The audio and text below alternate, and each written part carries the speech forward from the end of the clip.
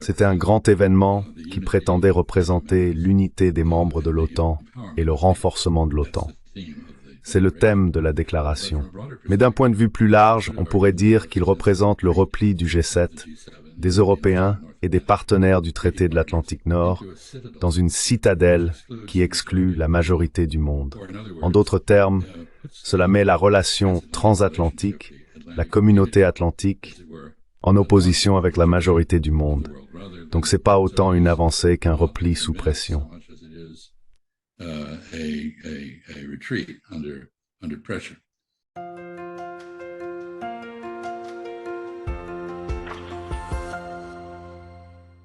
Hello everybody. I hope you're doing well. Bonjour à tous, j'espère que vous allez bien. C'est un grand plaisir pour moi d'accueillir à nouveau dans l'émission l'un des diplomates les plus distingués des États-Unis pour nous parler de diplomatie. J'ai de nouveau avec moi l'ambassadeur Chas Freeman. L'ambassadeur Freeman a été secrétaire adjoint à la défense des États-Unis de 1993 à 1995 et ambassadeur des États-Unis en Arabie Saoudite de 1989 à 1992, gérant les répercussions de la guerre du Golfe. Il a été le principal secrétaire adjoint d'État pour les affaires africaines lors de la médiation historique des États-Unis pour l'indépendance de la Namibie, et il a été l'interprète principal de Richard Nixon lors de sa visite en Chine en 1972, qui a conduit à la normalisation des relations entre les États-Unis et la Chine.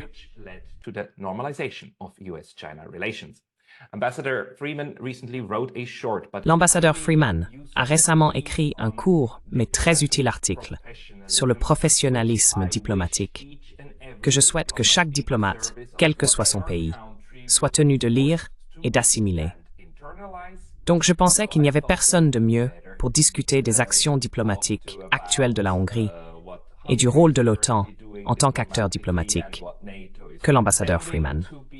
Monsieur l'ambassadeur, bienvenue à nouveau dans l'émission. Merci, super. C'est bon d'être de retour.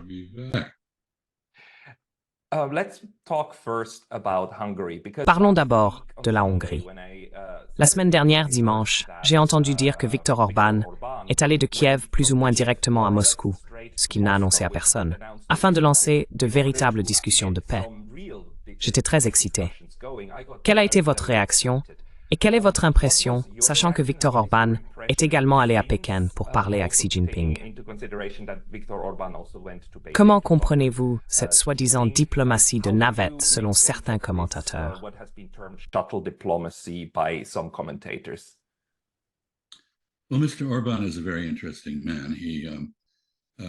Eh bien, M. Orban est un homme très intéressant. Pendant l'ère soviétique, il était largement accusé d'être anti-russe. Maintenant, il est accusé d'être pro-russe. Je pense qu'il est pro-hongrois et pro-européen. Je note qu'il est d'abord allé à Kiev et a parlé à Zelensky, puis il est allé à Moscou, ensuite à Pékin, et il vient juste d'être à Washington au sommet de l'OTAN.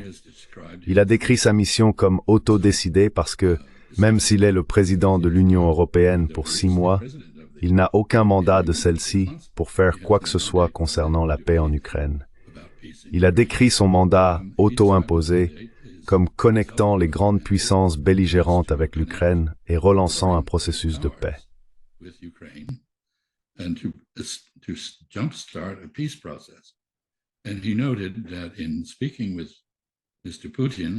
Et il a noté qu'il a parlé avec M. Poutine à Moscou pendant environ 3 heures. Comme il parle couramment le russe, je suppose que la conversation a duré 3 heures, plutôt que la moitié habituelle, avec interprétation. Il a fait un point très important. L'OTAN a été créée pour maintenir la paix et la stabilité en Europe. C'était une alliance purement défensive, et il pense que cela devrait redevenir ainsi. Je suis d'accord avec lui. Évidemment, M. Poutine serait plus à l'aise avec cela, plutôt qu'avec l'expansion agressive de l'OTAN et les installations militaires des États-Unis. And military installations from the United States along with it. The latest development in that regard is the establishment by the United States. Le dernier développement à cet égard est l'établissement par les États-Unis avec l'accord de la Finlande, de plusieurs bases en Finlande. Il est clair que si l'OTAN devait intégrer l'Ukraine, cela serait suivi par l'extension de la présence militaire américaine jusqu'aux frontières de la Russie. Je pense qu'à Pékin, il a été bien accueilli parce qu'il a approuvé les principes de base que Pékin a proposés pour la paix en Ukraine et en Europe. Cela a flatté les Chinois. Je note que les Chinois n'ont pas élaboré de plan pour la mise en œuvre de ces principes. Je crois qu'il leur en a parlé.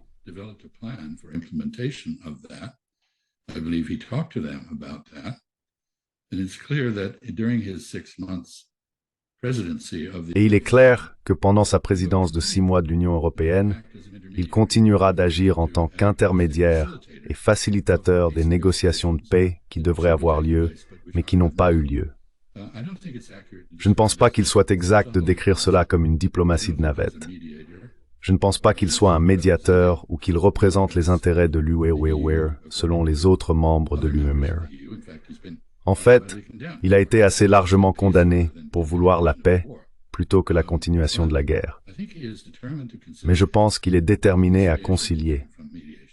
La conciliation est différente de la médiation. C'est la facilitation du dialogue et la prise en compte des intérêts des différentes parties. Il est un facilitateur, pas un médiateur à cet égard.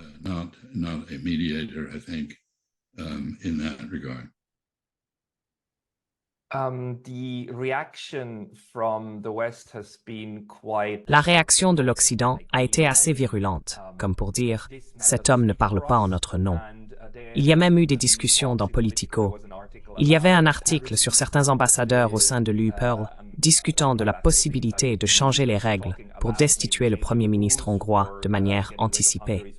La réaction a été si extrême, à mon avis, ce qui expose également cette approche européenne de ne pas parler à la Russie. Ce que M. Orbán a fait, c'est montrer que la Russie est plus que disposée à parler. Ce sont en fait les Européens et l'Occident qui ne sont pas disposés à parler. Pourquoi pensez-vous que les Européens sont si incapables d'apprécier ce qu'Orbán vient de faire pour la paix et la sécurité en Europe?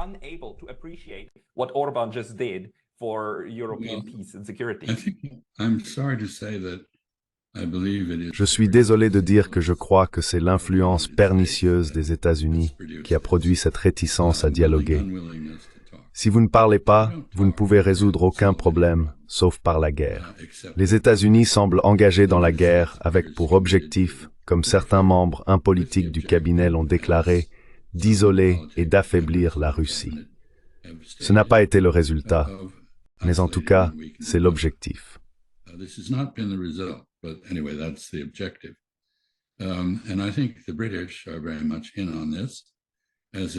Et je pense que les Britanniques sont très impliqués dans cela, comme l'illustre le voyage précipité de Boris Johnson à Kiev en avril 2022. Il y est allé pour empêcher la ratification du projet de traité qui avait été paraphé par les représentants ukrainiens et les Russes. Ce traité aurait mis fin à la guerre avec le retrait russe, restauré l'autonomie de l'oblast de Donbass et conduit vraisemblablement à une déclaration de neutralité de l'Ukraine. Cela aurait ramené l'Ukraine à sa position initiale dans la sécurité européenne et peut-être facilité des discussions sur l'architecture de sécurité européenne qui ont fait défaut. Ainsi, M. Orbán est condamné pour les mêmes raisons qui ont poussé M. Johnson à se rendre à Kiev et à faire ce qu'il a fait.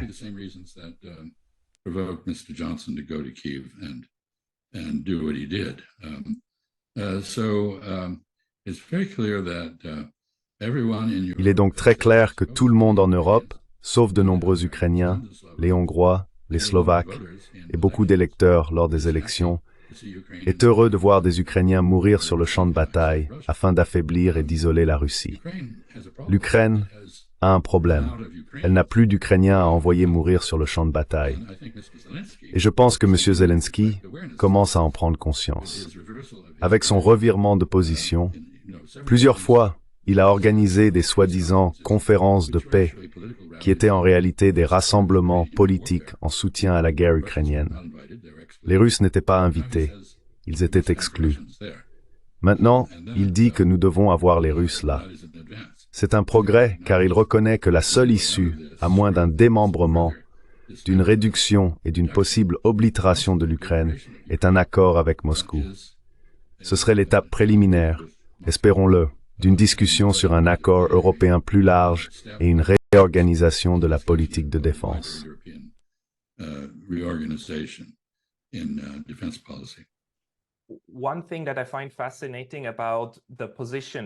Une chose que je trouve fascinante à propos de la position de la Hongrie, ce n'est pas seulement qu'ils détiennent la présidence du Conseil de l'UE-MEPLA, mais qu'ils sont également membres de l'OTAN. Ils sont actuellement au sommet. Et leur ministre des Affaires étrangères était en Suisse au Forum de la paix. Ils semblent être impliqués dans chaque événement majeur. Concernant l'OTAN, j'ai une question. Le document du sommet publié hier condamne clairement la Russie et accuse également la Chine d'être la force motrice derrière la guerre. Ce document a été adopté par les 32 chefs d'État, y compris la Hongrie. Cela ne correspond pas à ce qu'Orbán faisait auparavant.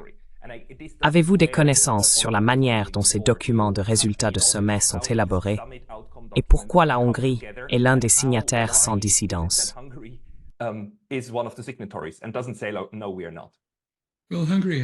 Eh bien, la Hongrie a une histoire très complexe. La Hongrie a été contrainte de s'allier avec l'Allemagne nazie dans les années 1930 et 1940.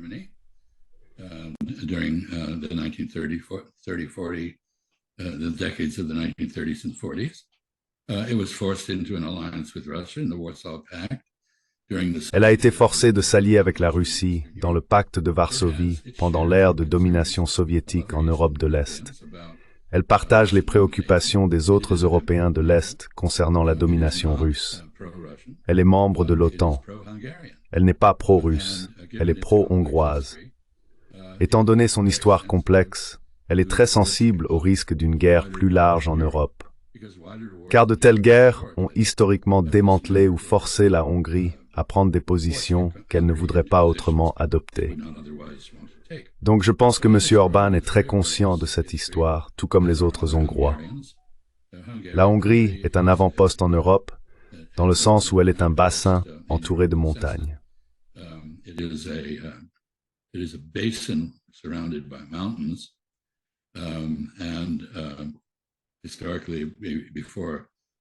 Et, historiquement, avant les événements que j'ai mentionnés, c'était bien sûr une partie de l'Empire austro-hongrois, dans lequel les Allemands et les Autrichiens prédominaient.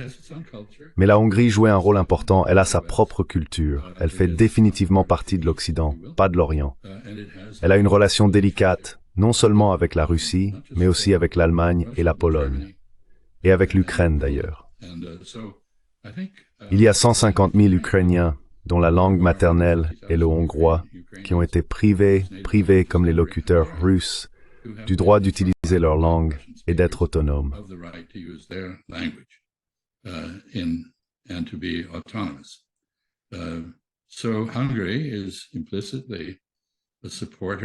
Donc, la Hongrie est implicitement un partisan de quelque chose comme le traité d'État autrichien. Cela créerait un État tampon neutre entre elle et la Russie et garantirait les droits linguistiques et autres des Ukrainiens et des Hongrois. Ce n'est pas difficile à comprendre. Nous vivons dans un monde où, comme vous l'avez mentionné avec la Chine, ce n'est pas simplement une question de si vous n'êtes pas avec nous, vous êtes contre nous. Les choses sont beaucoup plus compliquées. La Hongrie n'est pas avec la Russie, mais elle n'est pas non plus en faveur de la guerre contre la Russie parce qu'elle en voit les risques. Et ces risques augmentent. Au fur et à mesure que nous avançons dans le reste de l'été, nous verrons l'introduction des F-16 en Ukraine.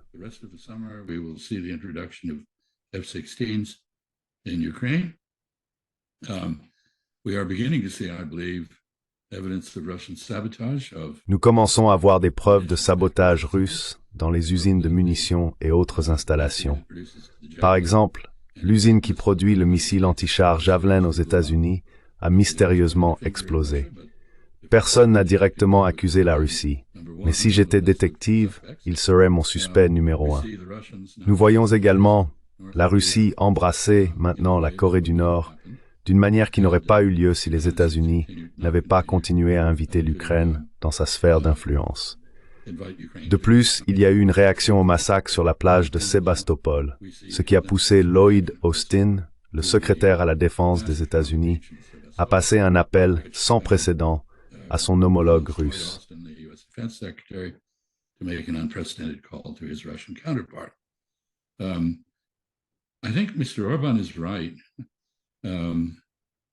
Je pense que M. Orban a raison. Il représente la tradition européenne de la diplomatie pragmatique qui fait malheureusement défaut dans la pratique américaine actuelle. On ne perd jamais à parler.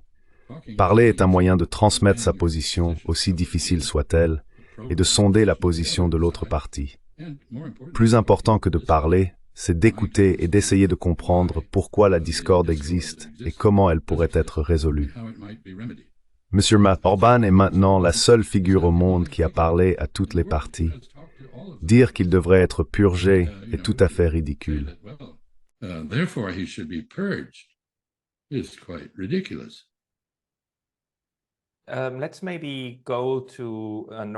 Allons peut-être en Corée du Nord et aussi en Chine. Vous avez étudié la politique étrangère chinoise pendant longtemps et en profondeur. Une discussion qui m'a manqué lorsque M. Poutine est allé à Pyongyang puis à Hanoï est le rôle de la Chine dans ce triangle. J'ai regardé le traité qui a été publié sur la page d'accueil nord-coréenne. Il avait une clause intéressante. Si l'une des deux parties a un problème avec un troisième pays, elles ne soutiendront pas le troisième pays. C'est essentiellement une clause de neutralité traditionnelle. Le seul troisième pays qu'il pourrait désigner est la Chine. Pensez-vous que la Chine est satisfaite de ce développement, ou cela pourrait-il être la graine de futurs désaccords entre la Russie et la Chine?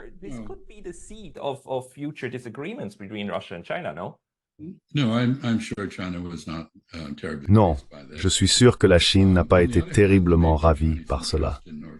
D'un autre côté, l'intérêt majeur de la Chine en Corée du Nord est de la préserver comme un État tampon contre le gouvernement sud-coréen, soutenu par les Américains et les troupes américaines en Corée du Sud, qui ont un historique de conflit avec la Corée du Nord.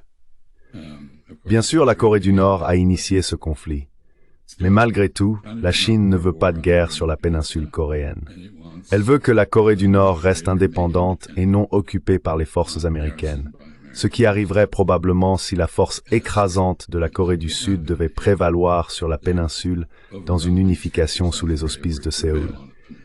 C'est donc essentiellement l'intérêt chinois. So that's basically the Chinese interest.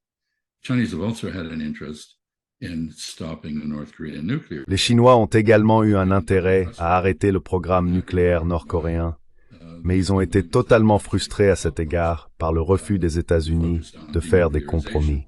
Nous nous sommes concentrés sur la dénucléarisation et avons totalement ignoré et rejeté les préoccupations de sécurité de la Corée du Nord. C'est un régime qui a historiquement été très insécurisé pour de nombreuses raisons.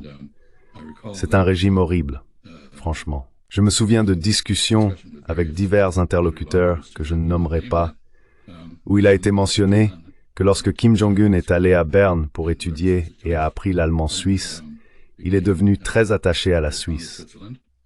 La raison pour laquelle son père l'a envoyé là-bas était qu'il ne pouvait pas avoir une enfance normale dans un pays aussi tendu et divisé par des factions au sein du Parti des travailleurs de Corée, comme l'est la Corée du Nord.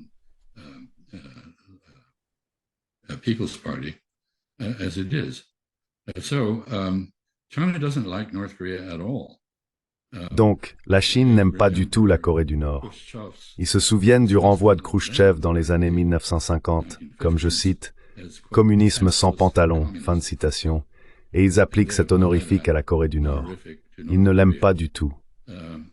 Les Coréens, du Nord comme du Sud, savent qu'ils ont été envahis 72 fois dans leur histoire, presque toujours par ce qui est maintenant la Chine. Parfois, les envahisseurs n'étaient pas des Han chinois, mais des gens de Mandchourie ou d'ailleurs, dans le nord de la Chine. Donc je ne pense pas qu'ils étaient du tout contents. Mais ce que cela illustre, c'est que la relation sino-russe n'est pas une alliance. Russian relationship is not an alliance. It does not have it said maybe without limits, Cela peut être sans limite, mais cela n'implique pas un engagement indéfini à un soutien mutuel sur chaque question. Si vous en doutez, considérez que M. Poutine s'est ensuite rendu au Vietnam, avec lequel la Chine a mené une guerre en 1969 pour éliminer la domination soviétique. Les Vietnamiens sont très heureux d'avoir un soutien ou un contrepoids alternatif à l'influence chinoise et américaine. Cela a donné au Vietnam une liberté de manœuvre qu'il n'avait pas auparavant. C'était un effort de M. Poutine pour renforcer la sécurité de la Russie. Il a clairement obtenu un approvisionnement en munitions et apparemment quelques troupes de la Corée du Nord pour aider en Ukraine. Je ne pense pas que les Chinois aiment ça du tout, mais je pense qu'ils le comprennent. Ils jouent un jeu à long terme et ne sont pas préoccupés par la domination de la Corée du Nord.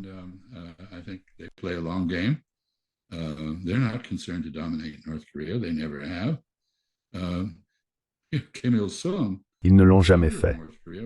Kim Il-sung, le fondateur de la Corée du Nord, était colonel dans l'armée rouge soviétique.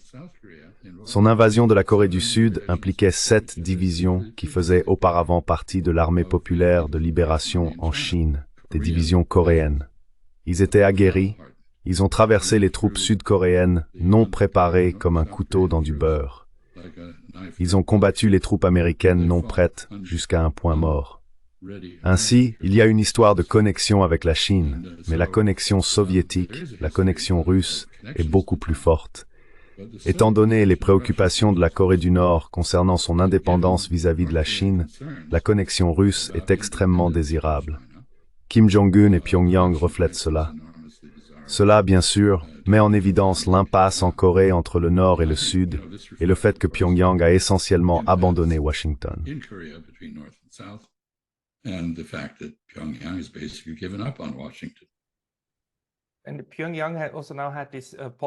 Pyongyang a également opéré un changement de politique en janvier de cette année, où ils ont essentiellement déclaré « Nous ne voulons plus de réunification avec le Sud.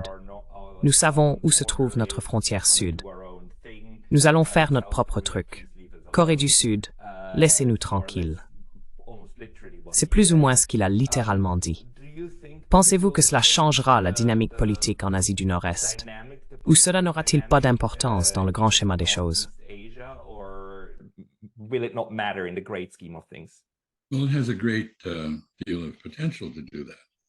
Eh bien, cela a un grand potentiel pour le faire. L'abandon par la Corée du Nord de l'idée d'une réunification négociée de la Corée est très important. Ils n'ont pas abandonné l'idée d'une réunification forcée. Selon qui dirige le Japon et quelle est la pensée japonaise, c'est une opportunité pour le Japon, qui a ses problèmes avec la Corée du Nord et la Corée du Sud. Si j'étais assis à Pyongyang et que je jouais à ce jeu, si j'étais Kim Jong-un, je chercherais une ouverture vers le Japon.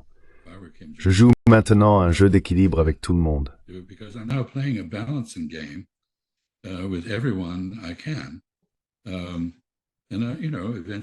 Et vous savez, finalement, ils voudront avoir une relation avec les États-Unis. En fait, lorsque Madeleine Albright a rencontré des responsables à Pyongyang, les Nord-Coréens lui ont dit « Nous n'aimons pas la Chine et nous voulons changer de camp ». Mais elle était trop obtuse et trop emprisonnée dans le récit pour comprendre ce qu'elle entendait. Donc c'est un pays indépendant, déterminé à rester indépendant. Il veut la réunification avec la Corée du Sud, parce que tous les Coréens veulent la réunification sous une forme ou une autre. Mais il s'est résigné au fait que cela ne se produira pas dans un avenir proche.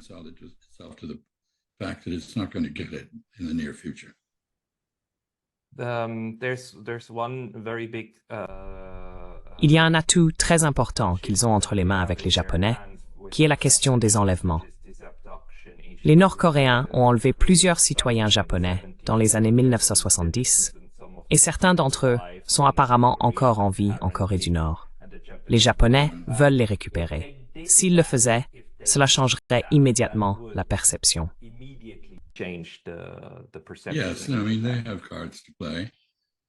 Oui, je veux dire, ils ont des cartes à jouer, et je ne serais pas surpris de les voir les jouer. Je pense qu'imaginer qu'ils sont irrationnels, comme nous le faisons souvent, est une erreur. Lorsque vous déclarez que quelqu'un d'autre est irrationnel, c'est simplement une déclaration que vous n'allez pas vous donner la peine d'essayer de comprendre ce qui les motive. C'est un commentaire sur votre récalcitrance plutôt que sur la leur.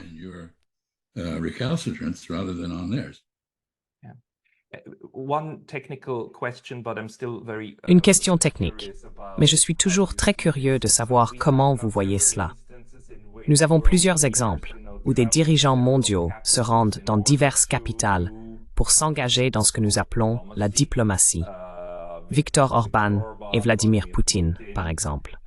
Classeriez-vous cela comme de la diplomatie ou de la politique? On dit souvent que la diplomatie est menée par des diplomates, et ces personnes ne sont pas des diplomates. Ce sont des politiciens. Comment feriez-vous la distinction ou ne le feriez-vous pas?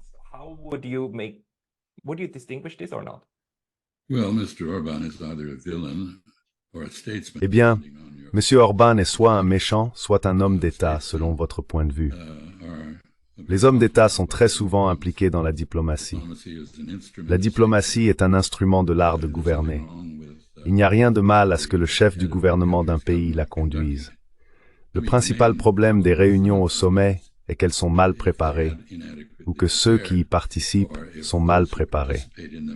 Comme l'a dit Dean Axon, "Letter mutualitari ality wafsuajurkat, lorsque wir brace dieselburden, within thidorirt, brivert." When you fumble, the goal line is open behind you. There is a reason to delegate diplomacy to... Il y a une raison de déléguer la diplomatie à des subordonnés et de se réserver la capacité de ratifier ce qu'ils ont fait. Mais je pense que nous avons vu des exemples dans l'histoire récente. Par exemple, Anwar el-Sadat allant à Jérusalem et Nixon allant en Chine, où les chefs d'État ou de gouvernement ont joué un rôle inestimable en ouvrant la voie à de nouvelles discussions. C'est tout ce que M. Orban essaie de faire. Il n'a aucune illusion que la Hongrie soit en position d'imposer la paix à l'Ukraine, à la Russie ou à l'OTAN, mais il veut lancer un dialogue. Si cela se produit, il aura réussi, et je pense que ce serait très bien accueilli. If that happens, he will have succeeded, and I think it would be very welcome. C'est le summum de l'art diplomatique. Dernier sujet. Le document final du sommet de l'OTAN a clairement identifié la Chine comme un moteur de la guerre en Ukraine. Il blâme la Chine, affirmant que bien que la Chine n'envoie pas directement d'armes à la Russie, elle exporte des biens à double usage, ce qui est très préoccupant. Cela rappelle les discussions séculaires sur la contrebande de guerre, où la définition de la contrebande est élargie. L'OTAN dit actuellement que tout type de microprocesseur pouvant être utilisé dans un micro-ondes pourrait également être utilisé dans un missile Iskander et est donc considéré comme du matériel de guerre de contrebande. Cette accusation est attribuée à la Chine. Comment gérez-vous cela? How do you grapple with this? Well, this is obviously an effort by the United States primarily. Eh bien, il s'agit évidemment d'un effort des États-Unis pour étendre la fonction de l'OTAN au-delà de ce que prévoit le traité, à savoir une réponse à une attaque contre un membre. Il vise à faire de l'OTAN une alliance offensive et un auxiliaire de la primauté mondiale américaine. C'est pourquoi les États-Unis ont fait des efforts considérables pour impliquer l'OTAN dans la région Asie-Pacifique contre la Chine, avec un succès minimal. Symboliquement, certains Européens ont adhéré à cela, mais l'effet pratique est négligeable, sauf pour aggraver leurs relations avec la Chine.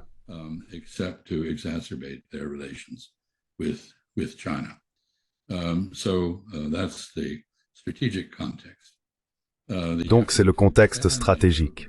L'effort pour étendre l'OTAN afin de devenir un instrument d'hégémonie mondiale plutôt qu'un mécanisme de défense de ses membres contre diverses menaces. Les perspectives européennes sur ces menaces varient.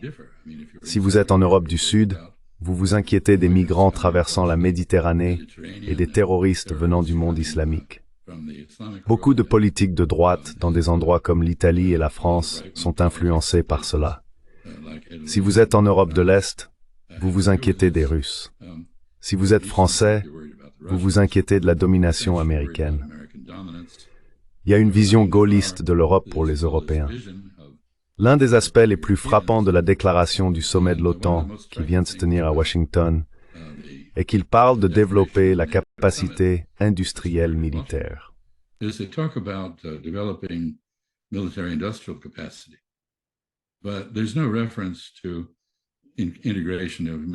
Mais il n'y a aucune référence à l'intégration de la capacité industrielle militaire en Europe.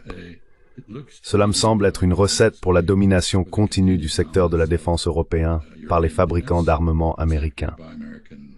Au lieu d'intégrer des entreprises comme Gripen, la société suédoise, dans un partenariat avec d'autres en Europe, cette approche sape l'autonomie stratégique européenne. Je pense que l'autonomie stratégique européenne, soutenue par et en partenariat avec les États-Unis, serait très bénéfique pour les Américains et les Européens.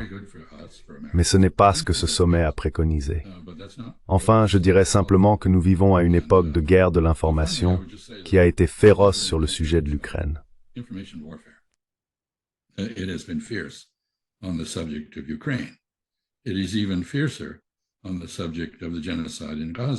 Il est encore plus féroce sur le sujet du génocide à Gaza. Je viens de lire un article sur un jeune Américain juif qui portait un T-shirt avec Not in Our Name dans le dos et Jews for Ceasefire sur le devant. Il a été expulsé d'un avion de Delta Airlines pour avoir fait une déclaration antisémite. Sa position, que je partage, est qu'il agissait en tant que fidèle conscient du judaïsme en condamnant l'injustice. Mais quoi qu'il en soit, c'est l'époque dans laquelle nous vivons.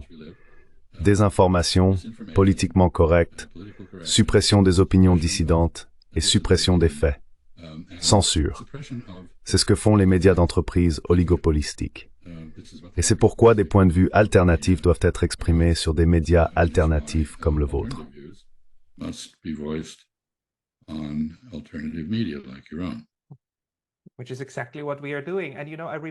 Ce que nous faisons exactement. Je me souviens que vous étiez l'une des personnes, il y a environ 2 ans, lorsque je vous ai parlé pour la première fois qu'il avait souligné. Vous aviez dit que c'était pire que le macarthisme à l'époque. Et cela ne s'est pas amélioré. Mais c'est devenu plus évident, je crois. Cela devient de plus en plus clair. C'est pourquoi ce sommet de l'OTAN, d'une part, ressemble à une démonstration de force. Mais pour moi et d'autres commentateurs, il montre en réalité les fissures et la fragilité du système.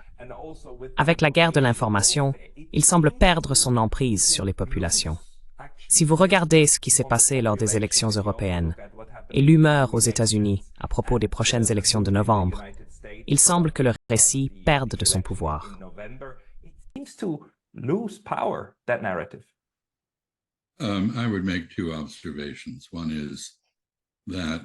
Je ferai 2 observations.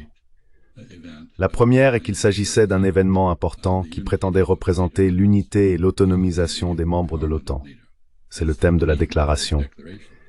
Mais d'un point de vue plus large, on pourrait dire qu'il représente le repli du G7, des Européens et des partenaires du traité de l'Atlantique Nord dans une citadelle qui exclut la majorité du monde. En d'autres termes, cela met la relation transatlantique, la communauté atlantique, en opposition avec la majorité du monde. Donc ce n'est pas autant une avancée qu'un repli sous pression. C'est une observation. L'autre est que ce sommet s'est déroulé pendant une crise constitutionnelle aux États-Unis, où nous avons une élection avec des candidats pour lesquels très peu de gens sont enthousiastes. Ceux qui sont enthousiastes sont du côté d'une sorte d'autoritarisme que nous n'avons pas connu auparavant.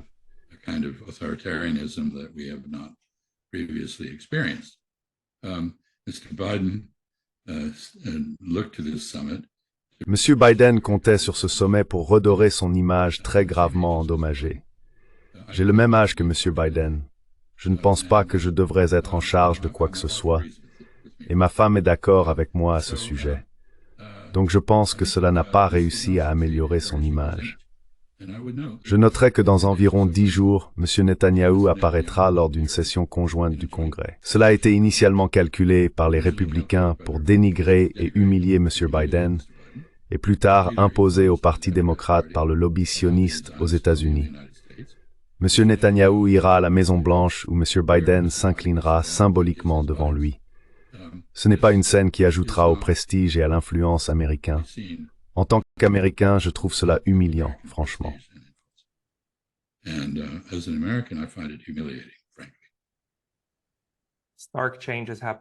Des changements radicaux se produisent. Des changements radicaux.